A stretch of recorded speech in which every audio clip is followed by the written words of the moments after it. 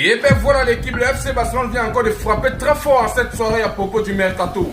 À cette allure, j'imagine déjà la réflexion des voisins. Mais parlant de ça, l'équipe, si on bascule directement pour d'autres infos au sein du FC Barcelone, on tient à préciser que le Barça prévoit de renouveler le contrat de Hamza Abdelkerim. Selon les médias, il dispose actuellement d'une clause libératoire de 15 millions d'euros. Le club catalan négocie pour l'élever jusqu'à 150 millions d'euros l'équipe. Ah ouais, le FC Barcelone a vu que la pépite a du talent, il n'y a rien à dire. Et là, j'arrive à comprendre, mieux on met le cadenas, on ne sait pas où l'ennemi peut sortir. Si on continue toujours avec les infos de l'équipe, on tient à préciser que Frenkie de Jong souhaite quitter le FC Barcelone après un malentendu avec Hansi Flick. Selon les médias, Flick n'a plus confiance au milieu de terrain néerlandais qui fait face à une grave blessure au genou.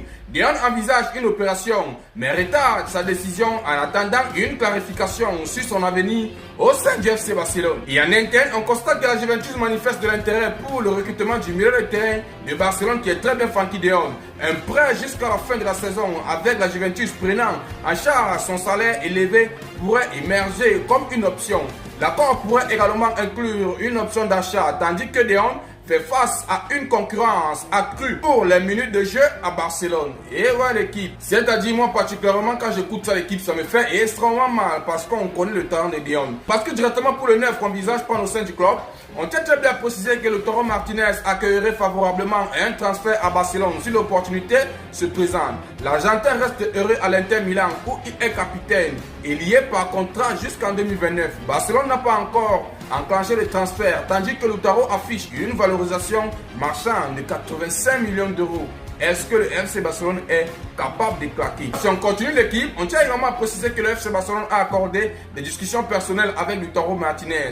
Le club catalan prépare sa première proposition à l'Inter Milan pour l'attaquant. L'offre initiale du FC Barcelone ne dépassera pas 100 millions alors qu'il cherche à conclure un accord avec l'Inter. Mais malheureusement, on constate que les choses peuvent se terminer mal. Car pour ceux qui me suivent, j'ai eu à relayer ou bien j'ai eu à faire une vidéo hier alors je précisais très bien que l'Inter est catégorique, les gars ne veulent pas vendre leurs joueurs. Je tiens toujours à préciser que c'est très mal placé pour le FC Barcelone d'aller se présenter devant l'Inter à 10 jours de la clôture du mercato disant qu'ils veulent prendre leur joueur clé. Il est capitaine là-bas, il a un poste extrêmement solide. C'est-à-dire, je n'arrive pas à comprendre le FC Barcelone. On prend les alternatives extrêmement tard.